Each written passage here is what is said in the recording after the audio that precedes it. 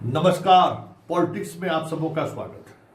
और आज हम पॉलिटिक्स में बिहार से जुड़े हुए उस पॉलिटिक्स की चर्चा करने जा रहे हैं जिसकी हम लगातार चर्चा करते रहे।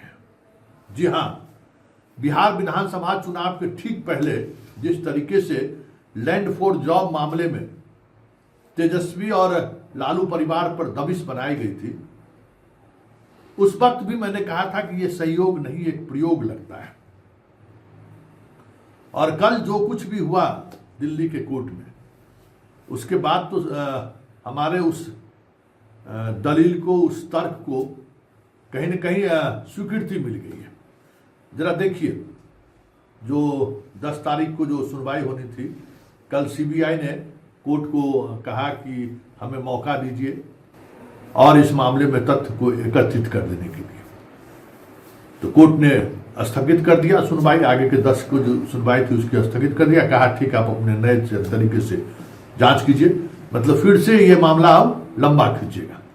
और यही बात हम कह रहे थे कि बिहार विधानसभा चुनाव के दौरान जैसे ही लैंड फॉर जॉब मामले में अभियोजन स्वीकृति के बाद चार्जशीट पर संज्ञान लेने की तारीख निर्धारित हुई, ठीक चुनाव से पहले हमने ये कहा था कि खेला शुरू हो गया। और उसके बाद ठीक चुनाव से पहले, उसके बाद ठीक चुनाव के बीच और फिर चुनाव परिणाम के बाद 3 तारीख इस तरीके से दी गई थी जैसे लग रहा था कि ये तो सहयोग नहीं हो सकता है, ये किसी न किसी बड़े प्रयोग का हिस्सा है। हम जुडिशियरी पर हम कुछ कहना नहीं चाहते, न्यायपालिका पर मेरी कोई टिप्पणी नहीं है, लेकिन ये सहयोग है या प्रयोग है, न्यायपालिका जाने, सरकार जाने, क्योंकि ये सीधे तौर पर वो चीजें नहीं दिख रही हैं जो दिखनी चाहिए। इस मामले में 3 चार्जशीट दाखिल हो चुका है। पहले में 16 लोगों को अभियुक्त बनाया गया, फिर 78 लोगों को अभियुक्त बनाया गया, और तीसरे चार्जशीट में जो 108 लोगों को अभियुक्त बनाया गया।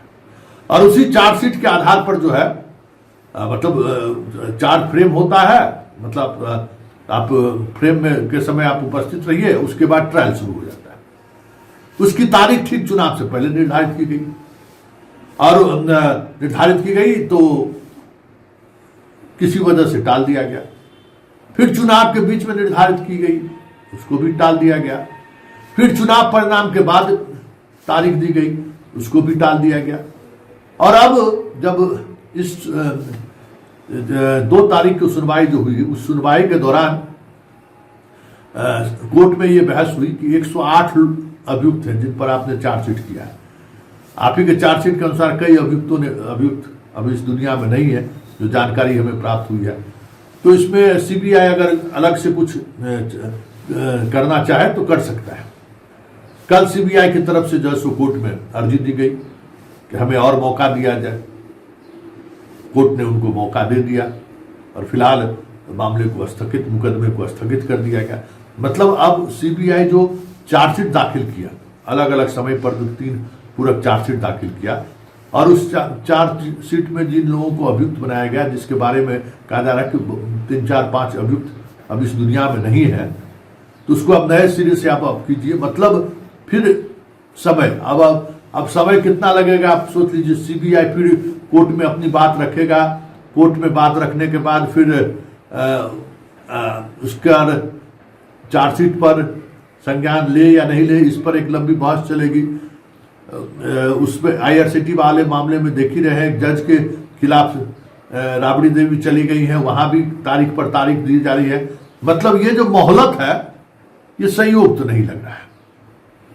अमूमन इस तरीके के, मतलब अगर देखिए आईसाइट देखिए तो शुरू से ये बातें हम कह रहे हैं। तो बिहार चुनाव में जो कुछ भी हुआ, जिसकी चर्चा हम लगातार कर रहे थे कि तेजस्वी चुनाव नहीं लड़ रहे हैं, तेजस्वी वॉक ओवर दे चुका है, ऐसा साफ लग रहा है पूरे चुनाव की तरह। उम्मीदवारों का चयन, 20 दिनों तक घर से नहीं निकलना, सभा में मौजूद सवाल का जवाब नहीं देना, जिस तरीके से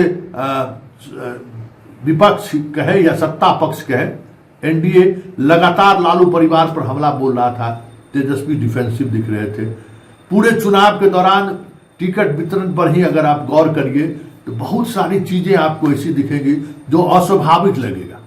कह रहे ऐसे कैसे ये लोग तय कर सकते हैं। इसको तवज्जो देना, आपको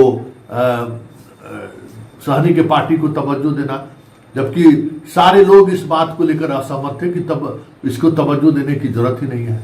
अपने को आपको मुख्यमंत्री की घोषणा कराना और मुकेश सहनी को डिप्टी सीएम की घोषणा कराना, ये सारी चीजें ऐसी चल रही थी ना। और 20 दिन तक प्रचार अभियान में नहीं जाना, कांग्रेस के साथ समझौता को लेकर बेवजह खींचना, ये सारी चीजें स्वाभाविक नहीं था। लग रहा था कि तेजस्वी कुछ न कुछ दबाव में है। अब इस मुकदमे का दबाव में था या जिस दबाव में हो, लेकिन उन्होंने जो कुछ भी किया इस चुनाव के दौरान वो सहज नहीं था। कुछ न कुछ चीजें चल रही थी, कोई अदृश्य ताकत था जो तेजस्वी को इस तरीके के काम करने से मजबूर कर रहा। 11 सीटों पर फ्रेंडली फाइट आज तक कभी नहीं हुआ था। कांग्रेस को कैसे हाशिए पर ढकेले, इसकी पूरी कोशिश हुई और इस वजह से सीमांचल में एक बार फिर से ओवैसी को पैर दबाने का मौका मिल गया। ऐसे ऐसे लोगों, ओवैसी की पार्टी छोड़कर इनके पार्टी में जो विधायक है उनको भी इन्होंने टिकट नहीं दिया। अब सोच लीजिए किस तरीके से इन्होंने राजनीति की। सारे सीनियर नेताओं को अलग थलग कर दिया, सारे सीनियर नेताओं को अलग थलग कर दिया और स्थिति अंत में ये हुई कि इनको बिहार छोड़कर जाना पड़ा। दिल्ली में है तो क्या ये माना जाए कि दिल्ली में जो कुछ भी हो रहा है वो सहयोग नहीं है। तारीख पर तारीख जो मिल रहा है ये सहयोग नहीं है। जिस तरीके से मोहलत पर मोहलत इन्हें दी जा रही है यह सहयोग नहीं है। क्योंकि कल की सुनवाई में जो सीबीआई को जो मोहलत दी है कोर्ट, उसके बाद तो आप कह सकते हैं कि ये मुकदमा और लंबा खींचेगा। कितने समय बाद फिर एक अलग से सप्लीमेंट्री चार्जशीट दाखिल करेगा जिन लोगों की मौत हो गई है। कई और तथ्य सामने आएंगे। सीबीआई समझ ही सकते हैं, सीबीआई के बारे में सुप्रीम कोर्ट तक की टिप्पणी से लोगों के जेहन में अभी भी वो दूर नहीं हुआ तोता वाली बात, जो सरकार करती है वही करती है। तो जब सरकारें कहने पर सब कुछ हो रहा है तो देखिए अब कितने दिनों तक लैंड फॉर जॉब मामला चलता है। लेकिन लैंड फॉर जॉब मामले का की सुनवाई का डेट जिस तरीके से निर्धारित लगातार हो रहा था, उसका इम्पैक्ट तो जरूर बिहार चुनाव पर दिखा, तेजस्वी के स्वभाव पर दिखा, तेजस्वी की राजनीतिक शैली पर दिखा। सब कुछ साफ दिख रहा था कि वो तेजस्वी नहीं है जो तेजस्वी 2020 में तेजस्वी थी। एकदम डिफेंसिव मूड में लग रहे थे तेजस्वी। चलिए ये तो समय बताएगा, लेकिन इतना तो तय है कि बिहार विधानसभा चुनाव के पीछे ये जो मतलब परिणाम आया है, इसके पीछे भी बहुत सारी चीजें हुई हैं। ये परिणाम स्वाभाविक परिणाम नहीं है।